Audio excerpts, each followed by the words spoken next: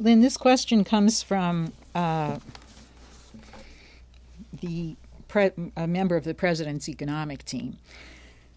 He says, Mr. LaRouche, fortunately, the degree of anonymity that these proceedings afford allow great candor than might otherwise be the case. He says there was a great deal of disagreement surrounding the elements of the banking stabilization policy that was announced yesterday and as to what that policy should be. For the most part, however, everyone did agree that what Secretary Geithner ultimately announced had almost no chance of succeeding. However, two arguments were presented to counter what some of us were recommending, which was moving immediately in the direction of bankruptcy reorganization. The first argument is one that you have addressed in part, and that was the argument that to deal effectively with what will undoubtedly be a strident and ferocious backlash if this administration were to move for bankruptcy reorganization, that all other avenues had to be exhausted first. The second argument, which I find more troublesome in terms of countering, was the argument that bankruptcy reorganization classically requires a certain degree of viability, and that we are faced with the problem that once you isolate the toxic paper in most of the American banking institutions and then isolate the non-performing debt, the problem is that the vast majority of U.S. banks lack the degree of viability to qualify for bankruptcy reorganization, if you're talking about it in classical terms, and that therefore what would be necessary would be some measure to stabilize the situation and then move for bankruptcy reorganization. Can you please address this? That won't work. What you have to do is this. Let's look at what happened. As of the 25th of July, 2007, you had a certain state. Now, a mistake was made, which Bill Clinton, for example, was partly responsible for, Glass-Steagall. Glass-Steagall was dissolved, and this uncorked the problem. Now, this occurred with Clinton at a time he was under very nasty treatment, or had been under nasty treatment. And it was a big mistake on his part. But I don't think Bill understood economics that well at that time. He understood many other things. He's brilliant at it. But this was one thing he didn't understand.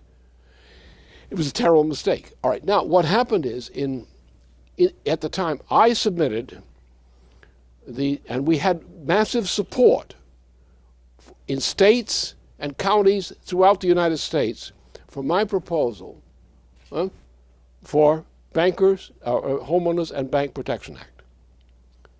And the intent of that was to defend that aspect of banking in the United States, which was chartered banking, that is, which used to be on federal charter or under state charter. And this is where you had the regular deposits, not the high-flown bankers, the merchant bankers of New York City and so forth. And Roosevelt had recognized the importance of making that division. Clinton had made a mistake. I don't know why he did it, but it was really way off base. It opened the gates for hell. All right, now you have these guys who, out of malicious intention, used the situation to loot and rob the American people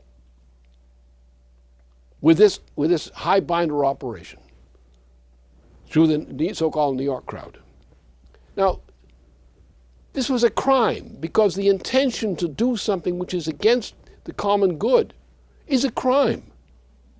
When powerful forces, especially financial forces, use their financial power to injure the common good knowingly, then that is a crime. You don't have to have it on the books. This principle of equity requires that you recognize this is a crime. And what they did was a crime. And also, on top of this, remember, one of the biggest criminals, of course, was Alan Greenspan. probably the biggest criminal in this whole operation. Because what did he do? He did something which had been classified as a crime in the state of California. And he used that when he came into office in the Federal Reserve System. He used a criminal activity and legalized it, essentially, as the activity of the Federal Reserve System.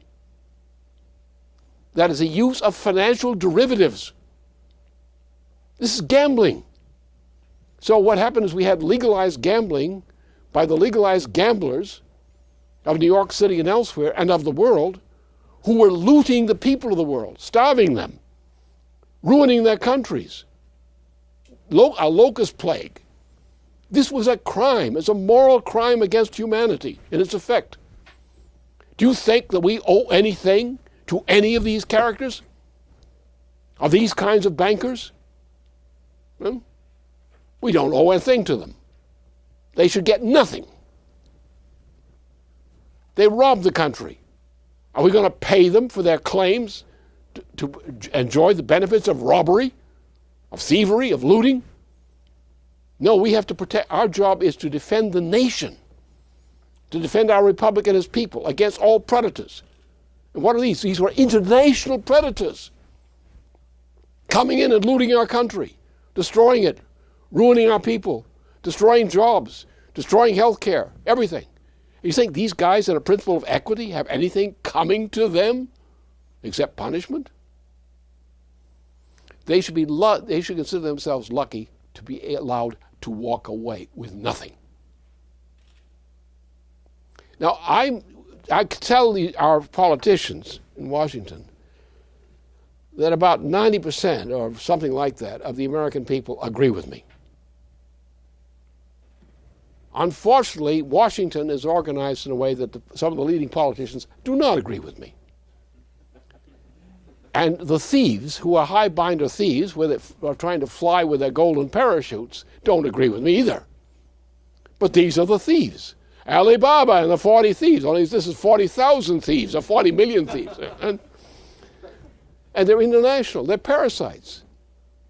We are now in a general collapse of the world monetary financial system caused by these thieves. And we owe them something? The American people don't owe these bastards a nickel. And a nickel's pretty cheap these days. So therefore what we do is you walk into a bank. We're declaring general bankruptcy, reorganization of the system in the national interest.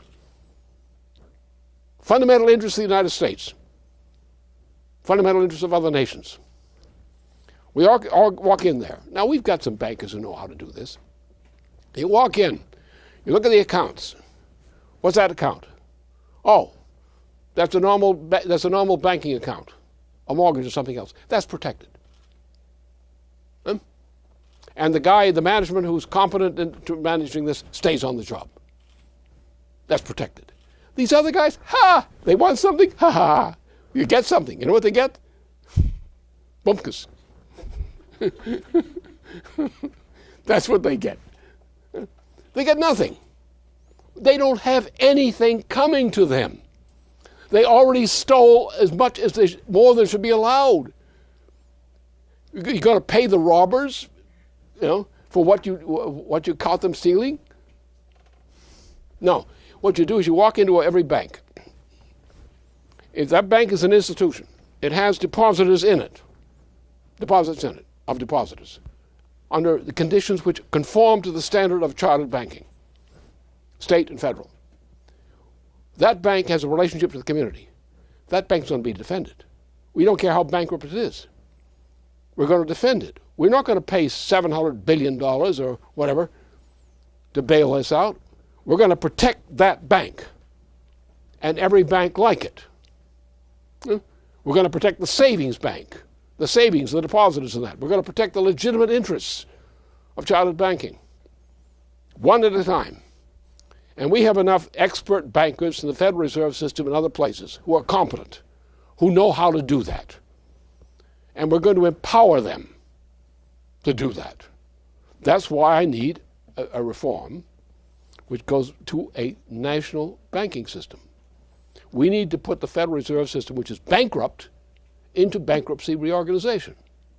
We have to create a new federal institution, which is a Hamiltonian national bank. We take the competent people who are in the Federal Reserve and similar systems today, or have that experience, we put them in this institution. They are the ones who then manage, as part of their job, manage this problem. Every bank that's viable, in terms of its function, every part of that bank that's viable is reconstituted as under protection, under federal protection. Those things which are speculative nature get nothing. They get nothing. They get a free exit from the door. And they don't take anything with them. Maybe their pants, but that's it. And that's it. Now, if you do that, what you've done is first of all, you've rebuilt the confidence of the American people in their government. Because when you're talking about chartered banks, you're to the core of our system, our political system. Those people have a right to protection. They have more right to protection than Hank or anybody else, Clausen, or anybody else. They really have it. We owe it to them. They're weak.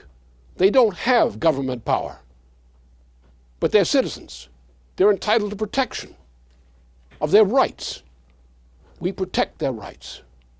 And we protect them because it's necessary to have them on their feet and functioning if we're going to rebuild this economy and build our way out of this mess. So they get nothing. And if you take the problem is, what people are afraid of is they're afraid of the reaction of these fascist bastards who are of the mentality of Clausen and so forth. These guys were the fascists, the supporters of Mussolini in the 1920s, the supporters of Mussolini and Hitler from the United States in the 1930s. These are the grandchildren, in a sense, of the same institutions. Do we owe them anything? We don't owe them a thing. They walk out safely. We don't shoot them. We don't torture them. They walk out the door. That's it. And the people who belong there and the people who are represented there legally, properly, are protected. If you do this and take that approach, it does take guts to do it.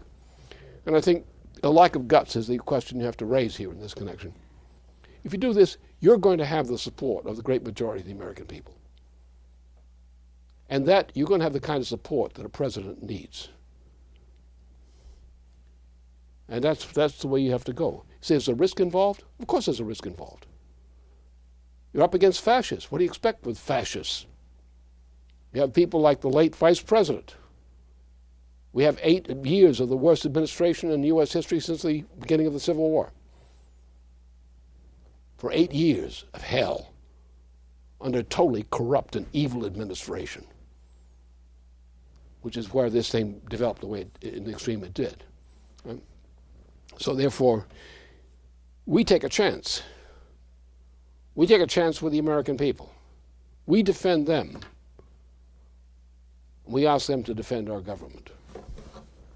It'll work.